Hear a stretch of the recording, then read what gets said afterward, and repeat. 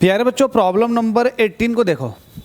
और इस प्रॉब्लम में आपसे कह रहा है the ratio of densities of oxygen and nitrogen is 16:14।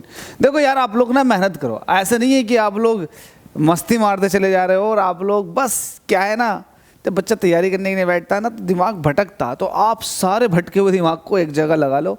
जब आप क्वेश्चन सॉल्व कर रहे हो तो क्वेश्चन को सॉल्व करो, समझने की कोशिश करो। मैं खुद इंटरटेन कर लूँगा। क्वेश्चन में आपसे क्या रखा है कि जो रेशियो है डेंसिटी का ऑक्सीजन की नाइट्रोजन के साथ वो दे रखा है। और ये कितना है देख लो भाई, 16 का साथ है 14 के। आपसे कह रहा है डेंसिटी का रेशियो, तो आप लिखेंगे density of oxygen with density of nitrogen. ये रेशियो आपको दिया हुआ है 16:14। ठीक है, ये गिवन दैट में है, मैं नहीं कह रहा। क्वेश्चन बोला चिल्ला चिल्ला के। अच्छा जी, और क्या बोल रहा है क्वेश्चन? क्वेश्चन कह रहा है at what temperature the speed of sound in oxygen will be equal to its speed in nitrogen at 14 degree centigrade.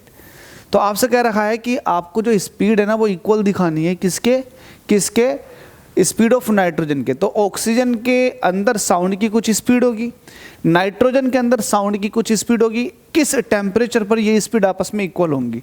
तो इसका मतलब स्पीड को आपको क्या रखना, इक्वल रखना। अगर आपको पता हो स्पीड जो होता है वो टेम्परेचर के सीधे सीधे प्रोपोर्शनल, वो भी रूट के, और डेंसिटी के इनवर्सली प्रोपोर्शनल।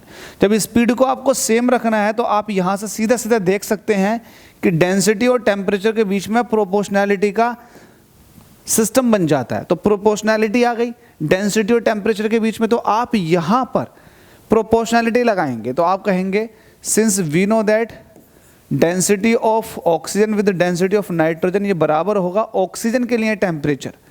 तो ऑक्सीजन के लिए टेम्परेचर क्या होगा? हमसे कह रहा the speed of sound in oxygen will be equal to its speed of speed in nitrogen. तो नाइट्रोजन के लिए कितने टेम्परेचर चाहिए? 14 डिग्री सेंटीग्रेड में। अब इस डिग्री सेंटीग्रेड को केल्विन में कन्वर्ट कर लो, तो 14 को केल्विन में कन्वर्ट करने के लिए 273 को ऐड कर देंगे।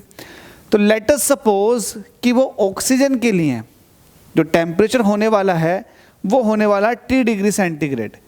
अब जाहिर सी बात है, इसको केल्विन में कन्वर्ट करने के लिए मुझे 273 ऐड करना पड़ेगा।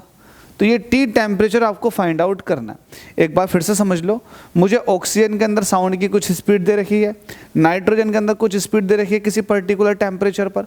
तो मुझे ये दोनों स्पीड आपस में इक्वल करनी है। तो हमसे कह रहा है कि ऑक्सीजन के अंदर टेम्परेचर बताओ। तो लेट अस सपोज कि ऑक्सीजन के अंदर T डिग्री सेंटीग्रेड है, तो उस डिग्री सेंटीग्रेड को केल्विन में कन्वर्ट करने के लिए 273 ऐड कर दोगे। तो मेरे पास ऑक्सीजन का टेम्परेचर पता चल गया है T + 273। अब मैंने कहा कि ठीक है, इस पर्टिकुलर टेम्परेचर पर ऑक्सीजन के अंदर साउंड की कुछ स्पीड है, ठीक है, वो स्पीड उसके बराबर है किसके?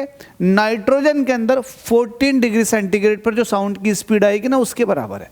तो आपने बराबर रख दिया, तो बराबर से आपने ये मिला आपको प्रोपोर्शनैलिटी में कि डेंसिटी टेम्परेचर एक दूसरे के प्रोपोर्शनल है। तो मैंने कहा ठीक है, density of oxygen with density of nitrogen. तो ऑक्सीजन के लिए टेम्परेचर कितना होगा बताओ? आपने कहा कि ठीक है, ऑक्सीजन के लिए T डिग्री सेंटीग्रेड था, 273 जोड़कर उसको केल्विन में कन्वर्ट कर लिया। वहीं नाइट्रोजन के लिए आपको दे रखा है टेम्परेचर 14 डिग्री सेंटीग्रेड, 273 ऐड करके उसको केल्विन में कन्वर्ट कर लिया। ठीक है, ये आपको दिया हुआ है 16 divided by 14 is equal to T + 273, ऐसे ही रहने दो। अच्छा, 273 में ऐड करो 14, तो वैल्यू कितनी आ जाएगी जल्दी से बताओ? 287। तो ये 287 वैल्यू आ चुकी है। ठीक है, अच्छा 7 से काट के देखो, 7 से कट जाएगा, 7 × 2 = 14, और 7 से काटो, 7 × 4 = 28, 7 × 7, 7 × 4 = 28, 7 × 7 41 टाइम्स कट गया। ठीक है, अब एक काम कर लो, 2 से काटोगे 16 को, 2 × 8 = 16, यहाँ पर 8 बचा, 41 मल्टीप्लाई में चला जाएगा। ठीक है, इधर बचेगा T + 273। और आगे सॉल्व करते हैं। 41 की 8 से मल्टीप्लाई करेंगे तो 8 × 8 और 8 चौक 32, 328। ये 273 माइनस में आ जाएगा, -273, इधर बचेगा T। मुझे आप T ही फाइंड आउट करना, तो T निकालेंगे तो कितना हो जाएगा? 328 में से 273 माइनस करेंगे तो वैल्यू कितनी आ जाएगी? 5, यहाँ भी 5, और ये 155। तो वैल्यू आ जाएगी T = 155। यही बच रहा है क्या? 155 बचेगा क्या? 8 में से 3 निकालेंगे 5, ओहो हो गलत। ये 12 में से 7 निकालेंगे तो 7 × 5 = 12, तो यहाँ पर 0 बचेगा, सिर्फ 55 आया।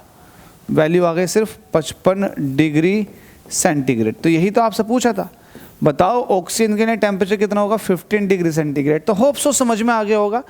इस तरह का मैंने आपको न्यूमेरिकल भी सोल्व करके दिखाया था, वो भी पीएफपी वाला। तो आप इस क्वेश्चन को अच्छे से प्रैक्टिस कर लो, किसी न किसी एग्जाम में आपसे पूछ लेगा। देखो वही वाली बात है ना, अगर आप एक बार मेहनत कर लेते हैं ना तो कहीं ना कहीं वो आपके काम जरूर आती है। तो हो सकता है कहीं ना कहीं पूछ ले, वरना कॉन्सेप्ट तो आपके क्लियर हो रहे हैं। नीट और आईआईटी का बेस फाउंडेशन बहुत स्ट्रॉन्ग हो जाएगा अगर आप सारे क्वेश्चन मेरे साथ साथ लगा लेते हैं तो। चलिए यार, अगले क्वेश्चन में मुलाकात करते हैं। आपसे तो ऐसे बातें चलती रहेंगी।